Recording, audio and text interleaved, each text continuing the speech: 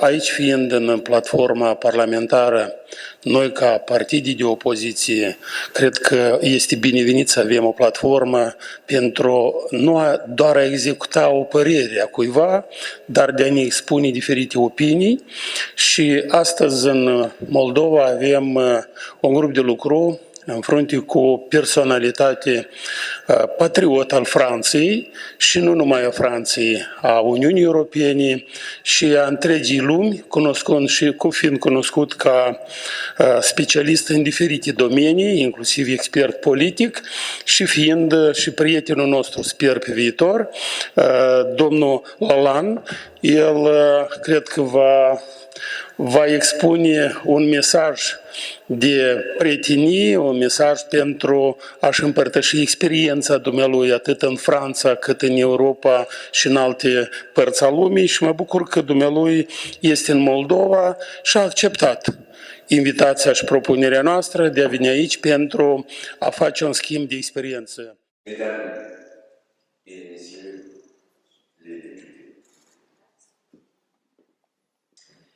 C'est un honneur pour moi de pouvoir m'exprimer devant vous aujourd'hui. Je le fais en tant que poète qui ne peut oublier que c'est ici, en Moldavie, qu'Alexandre Pouchkine a écrit quelques-unes des plus belles pages de la littérature poétique mondiale. Et je le fais aussi en tant que citoyen, souverainiste et patriote, comme vous l'êtes vous-même. Français, membre de la communauté dite européenne, et désireux de vous informer au sujet d'une anomalie institutionnelle qui aboutit à un dysfonctionnement juridique menaçant l'équilibre géopolitique de nos États-nations.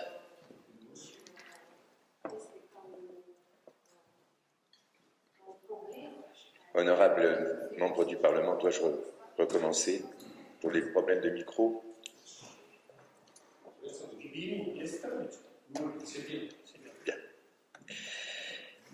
Je veux vous parler ici du défaut de ratification du traité de Lisbonne. Je veux vous parler ici du défaut de ratification du traité de Lisbonne qui se présente indûment comme ayant été ratifié au nom du peuple français. Depuis sa publication, et je dis bien sa publication, pas sa ratification, et vous comprendrez pourquoi.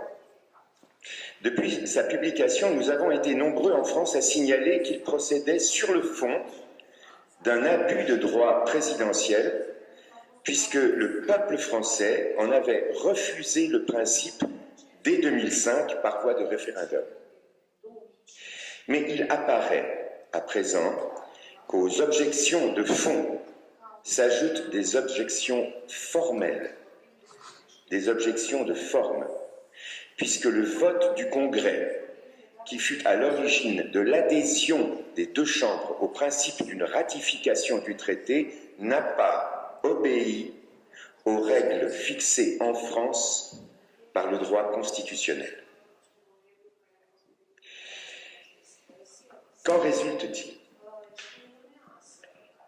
Eh bien, il en résulte que c'est donc sans droit que la Commission européenne prétend aujourd'hui s'exprimer au nom des États-nations, car la France n'étant pas partie à la Constitution européenne, l'Union européenne n'a point de constitution. Le lien qui unit les États-nations ne peut être, comme vous le disiez, Monsieur le Président, ne peut être que collaboratif. Mais à l'heure actuelle, il ne peut être en aucun cas un lien politique. L'Union européenne, n'ayant pas de constitution, ne peut aujourd'hui afficher, comme elle le fait par la Commission, une supranationalité européenne. Elle ne peut pas parler au nom des États-nations, comme elle le fait. Elle n'a pas le pouvoir écrit, le pouvoir constitutionnel, le pouvoir juridique de parler au nom des États-nations. C'est une aberration et c'est une monstruosité juridique que je viens aujourd'hui dénoncer devant vous et je m'expliquerai pourquoi. Il s'agit bien d'une monstruosité juridique. Que s'est-il passé? Vous savez que la France a toujours été à la pointe de l'innovation. Vous avez pu remarquer, enfin, il est de notoriété publique aujourd'hui que notre première dame s'avérerait être un monsieur, mais nous avons aussi d'autres innovations en France. Nous avons par exemple eu un délinquant présidentiel qui a, lorsqu'il est arrivé au pouvoir, qui a décidé d'inventer un type de contrat qui n'existe pas en droit français. Je ne pense pas que ça existe en droit moldave, puisque c'est un principe général du droit. Un contrat peut être à durée déterminée ou à durée indéterminée. C'est un principe général du droit français. Je pense que ça doit être aussi la même chose, je pense, je parle sous votre contrôle, en Moldavie. Mais en aucun cas, en droit français, un contrat à durée déterminée ou même indéterminée ne peut être modifié pendant la durée du contrat. Il peut y avoir des démissions, il peut y avoir des expulsions, des licenciements, mais on ne peut pas modifier la nature du contrat pendant la durée du contrat. L'article 25 de la Constitution prévoit une loi organique fixe la durée des pouvoirs de chaque assemblée, le nombre de ses membres, leur indemnité, les conditions d'éligibilité, le régime des inéligibilités et des incompatibilités. Or, M. Sarkozy, notre délinquant présidentiel, lui a inventé que, contrairement à ce que dit l'article 25, qui dit clairement que le contrat du député est un contrat dont on fixe la durée. Si on fixe la durée d'un contrat, c'est bien que le contrat est à durée déterminée. On a fixé la durée. Eh bien, M. Sarkozy, notre délinquant présidentiel, a inventé que malgré ce que dit notre Constitution, eh bien, on peut considérer qu'on a le droit de modifier pendant la durée d'un contrat, un contrat de député, un contrat de sénateur. Et donc il a inventé le contrat à durée indéterminable. C'est-à-dire que, voilà, on élit un député pour 6 ans, pour 9 ans, ou peut-être 7, ou peut-être 5, ou peut-être 8, suivant le bon plaisir du président en place. Ceci est une monstruosité juridique et ceci n'existe pas. Or, lorsque il a décidé de violer la volonté du peuple français qui était de refuser la supranationalité de l'Union européenne, car le vote du référendum de 2005 dit clairement que le peuple français, dans sa grande majorité, refuse le principe d'une supranationalité politique de l'Union européenne sur les États-nations. Eh bien, M. Sarkozy, lorsqu'il arrive au pouvoir, lui décide que finalement, le pouvoir du mandataire prévaut sur le pouvoir du mandant. Il décide que le peuple souverain doit se plier à la volonté de ses serviteurs, que sont ses élus. Et que si le peuple français ne veut pas de supranationalité, mais que les élus du peuple français, c'est-à-dire les serviteurs du souverain, veulent une supranationalité, eh bien, ce sont les élus du peuple et leur volonté qui doivent prévaloir sur le peuple français et sur sa volonté. C'est une absurdité juridique, c'est une monstruosité politique, et ça n'est pas de droit. Le droit français interdit une telle posture. Mais ce qui aggrave les choses, c'est que lors de ce vote, le vote du Congrès, c'est-à-dire du Sénat et de l'Assemblée nationale réunis, un tiers des sénateurs n'avaient pas de mandat.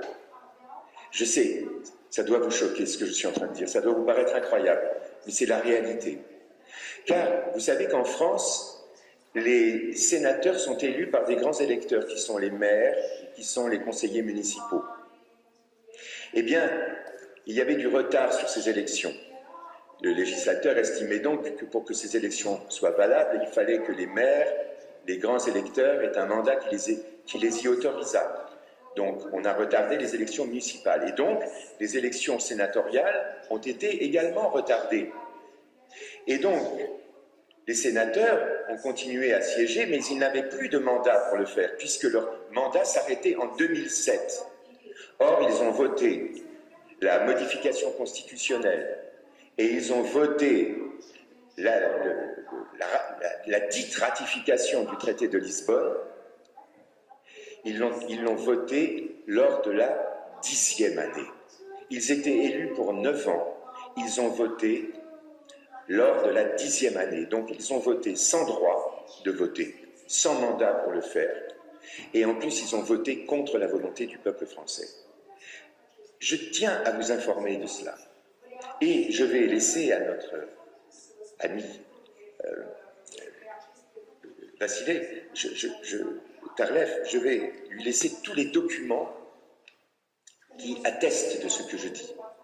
Point par point, les lois organiques qui ont été édictées, de quelle manière elles l'ont été, pourquoi elles ne tiennent pas debout, pourquoi tout cela est erroné.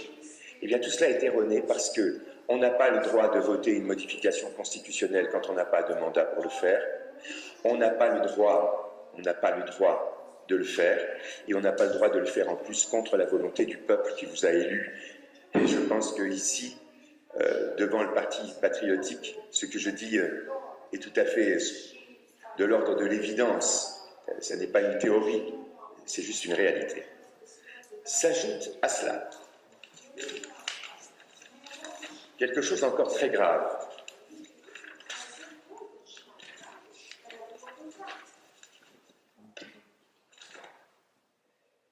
Que malgré de nombreuses sollicitations citoyennes, aucune copie du document ratifiant le traité de Lisbonne, signé de la main du président Sarkozy, n'a pu être fournie par les instances administratives françaises, la CADA pour ne pas la nommer.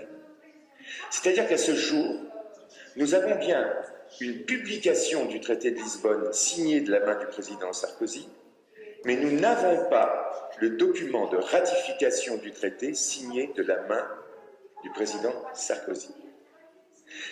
Ces deux points, même le premier suffirait, et je dirais même le seul fait d'avoir osé contredire la volonté du peuple français suffirait, mais aujourd'hui, si l'on additionne tout ce que je viens de dire et tout ce que je viens d'énoncer, l'administration française n'ayant pu à ce jour fournir ce document, il est tout à fait légitime d'envisager qu'il n'existe pas de pièce portant la signature du président Sarkozy et ratifiant le traité de Lisbonne. C'est donc sans droit que l'Union européenne se prévaut d'une constitution qui, n'ayant aucun fondement juridique, ne peut légalement s'attribuer l'exercice d'un mandat politique engageant les États-nations qui la composent. La Commission européenne, agissant donc sans droit, toutes ces décisions emportant l'ordre public des États-nations qui la composent doivent être considérées comme nulles et non avenues, à commencer par les sanctions prises contre la Fédération russe, pardonnez-moi de le dire, mais qui vont engager la vie des États-nations, qui déjà pénalisent la vie des États-nations. J'arrêterai d'en parler si ce n'est pas le sujet fondamental. Mais je m'adresse à vous, chers patriotes moldaves, en tant que patriotes.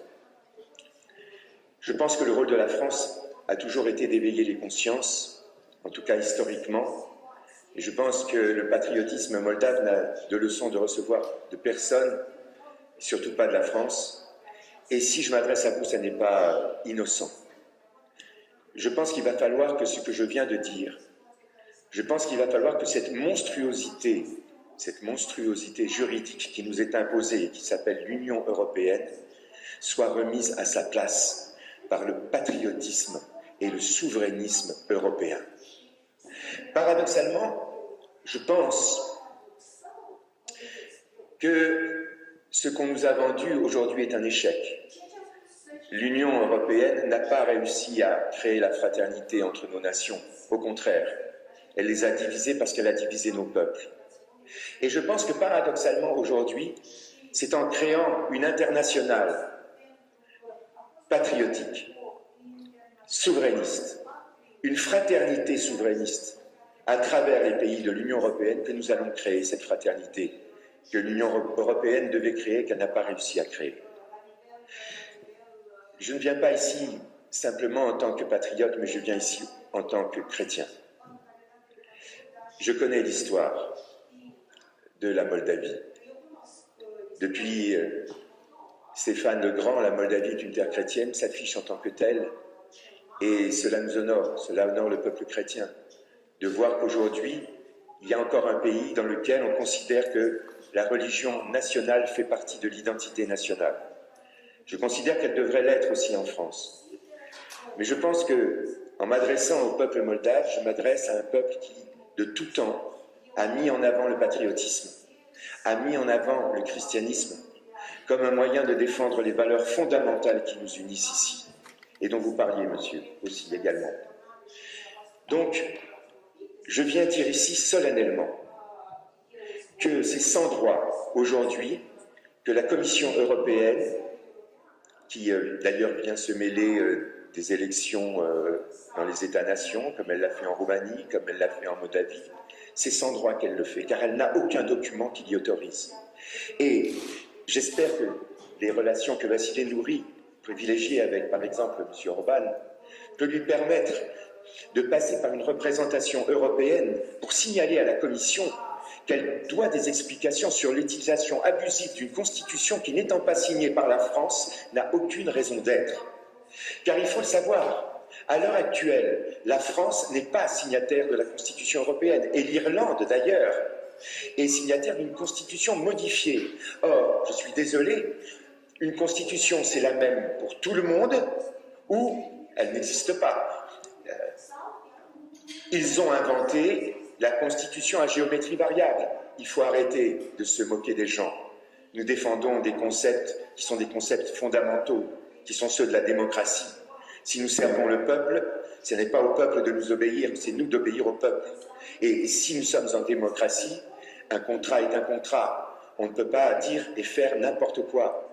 À l'heure actuelle, nous avons une commission qui agit sans droit, comme une association de malfaiteurs, qui prétend parler de manière supranationale au nom des États-nations et qui crée une situation où les États-nations ont le sentiment d'être dirigés par une commission de personnes qui ne sont pas élues. Vous êtes tous ici des élus du peuple.